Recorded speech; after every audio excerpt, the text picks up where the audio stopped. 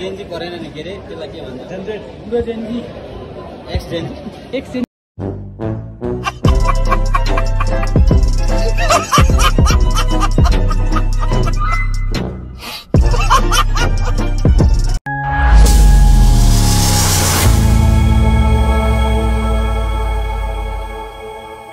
Hello guys हामी चाहिँ अब इन्डिया जान लाग्यो गेमको लागि कति कालो देखेको तिमीहरू है त हामी चाहिँ अब इन्डिया नगरमा चाहिँ गेम हुँदैछ सर्लक्क हाम्रो यता दीपक भाइ अनि हिमाल भाइ चाहिँ उता मुसु मुसु हातिरहनु भएको छ के छ हिमाल भाइ ल भन अल गुड उता गएर अब पछाडिन्छ न होला नि त इन्डियाको टिमलाई जेन्जेट टोलीहरु देखाइदिउँ जेन्जेट टोलीहरु यो चाहिँ हाम्रो जेन्जी टोली हो है हाम्रो जेन्जी टोली हो फेरि हाम्रो जेन्जी टोली हो फेरि हाम्रो टिमै केही घण्टापछि हामी इन्डिया प्रस्थान हुँदैछौँ हामी 4 जनाको चाहिँ जेन्जी टोली हो जेन्जी टोली हो हामी चाहिँ एकदम छुट्टै इन्डिया अरु छुट्टै पाराको हुन्छ अरु जेन्जी हेर्ने चाहिँ उतापट्टि ब्याक क्यामेरा गरिदिन्छ जेन्जेट छ नि यहाँ उता बुढो जेन्जेटहरू छ उता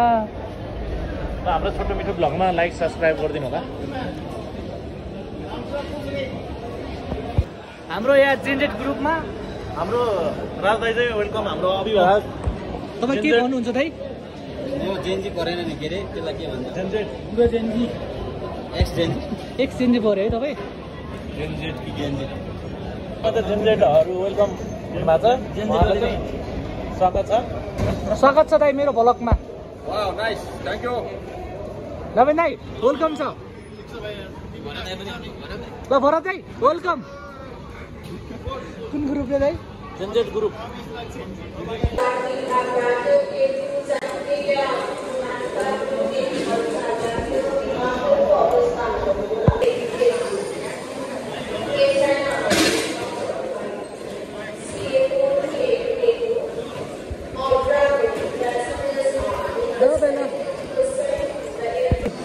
राम सकलाम ल बिस्टप ल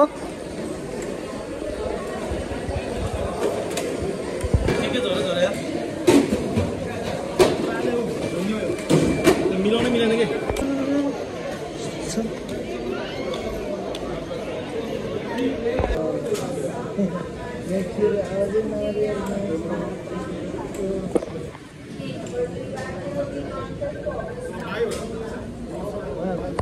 तपाईँ के भन्नुहुन्छ त अब इन्डियामा फर्स्ट टाइम जाँदै हुनुहुन्छ कि पहिला पनि जानुभएको थियो गेमको लागि चाहिँ फर्स्ट टाइम हो गेम खेल्न जाँदैछु हामी 2 दाजुभाइ राम्रै भइन्छ होला जे जितेर नेपाललाई मेडल दिलाउनेछौँ यति भन्दै हामी पछि फेरि हाम्रो अर्को भ्लगमा हामी फेरि फर्किँदाखेरिको भ्लग हाम्रो सुरु हुन्छ तपाईँ र मलाई खालि उता खालि यता भन्दै तपाईँलाई कस्तो लागिरहेको छ दाजु यो चाहिँ अलिकति हामीलाई दुःख दिने कार्यक्रम भइरहेको छ अब यो एयरलाइन्स चाहिँ थाहा भएर चाहिँ होला त्यही भएर हो भाइ यसमा चाहिँ हामीले कुनै रिमत छैन हाम्रो रिमत छैन है छैन हजुर मेरो भ्लगमा के भन्न चाहनुहुन्छ तपाईँ के भन्नु त भन्नु भन्न न जे भन्न मन लाग्छ त्यो आज हामी इन्डिया भर्सेस नेपाल बास्केटबल टिमको लागि जाँदैछौँ यसको लागि नेपाली खेलाडीहरूलाई शुभकामना सहित सबै टिमलाई धेरै धेरै बधाई छ केही शब्द जाओस् न त छेउमै छौँ भाइ दिल्ली एयरपोर्टमा गएर हामी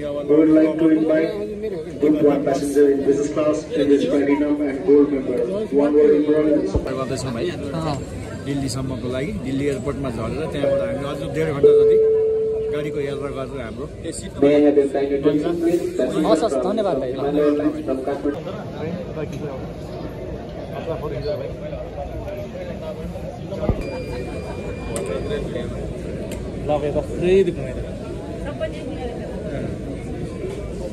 लास्टमा ल्याऊ म तिमीलाई देखाइदिन्छु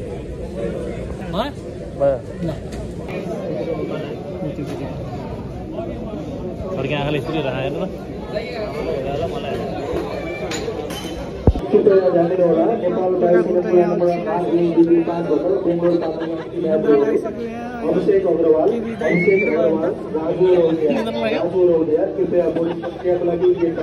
गाडीमा नि चढ्यो होइन अब हामी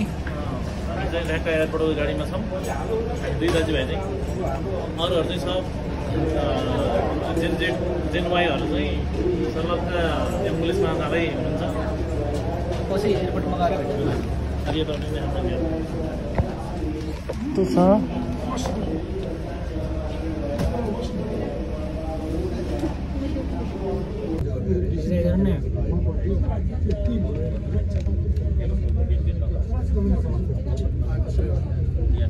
प्लेनमा बसी भिडियो लगाएछ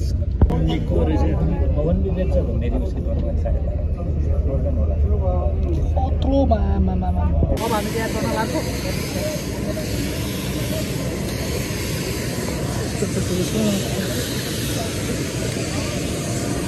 अनि यताबाट जानु ल यो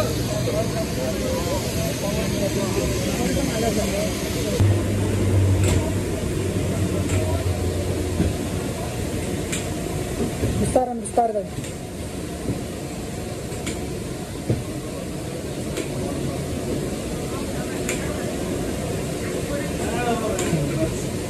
कस्तो लगाइरहेको छ दाइ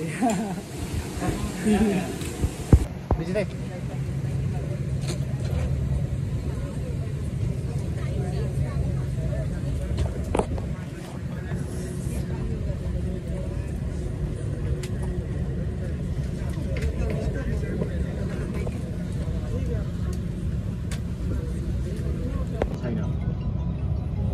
विमानभित्र धुवा भरिएको खण्डमा भुइँमा बलेका आपतकालीन बत्तीहरू पछ्याई आपतकालीन ढोकातर्फ प्रस्थान गर्नुहोला।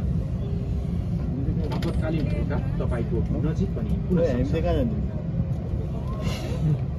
यहाँहरूको जानकारीको लागि शौचालय प्रयोग गर्दा फ्लस गर्न नभुल्नुहोला तथा फोहोरलाई डस्टबिनमा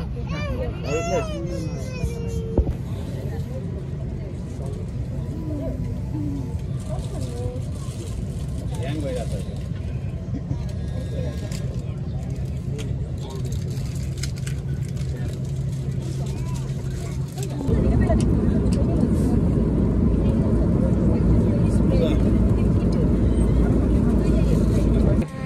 पुग्यो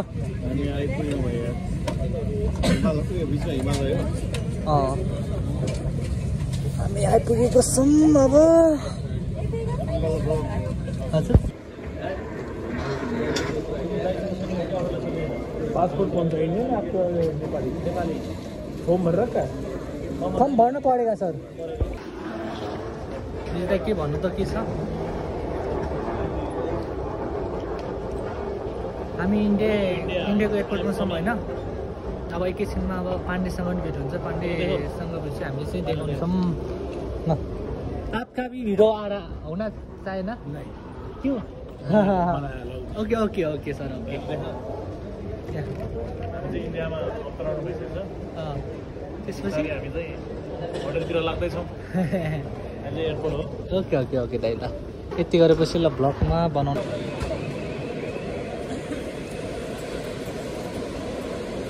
इन्डियामा एयरपोर्टमा हुनुहुन्छ तपाईँलाई कस्तो लागिरहेको छ दाइ एकदम थकित भयो अहिले हाम्रो 1 घन्टाको यात्रा त्यही पनि 2 घन्टा डिले भएर आउँदै एकदम थकित भयो भाइ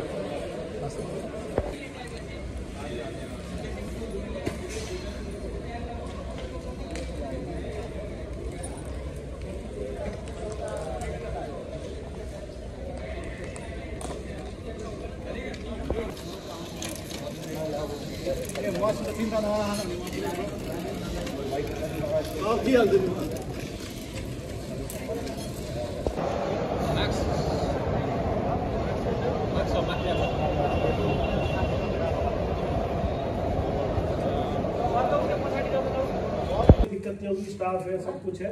आप बात करो अब कोई तरह का यही बोला देखा जाता तो इन दोनों ने इन्होंने कहा भैया हम बैठे आप यहीं करा तो अविनाश और लोकेश ने मैं आपको बताऊं अगर ये दोनों नहीं होते तो शायद यहाँ नहीं होता क्योंकि आपको पता ही है मैं विशाखापट्टनम बोलता रहा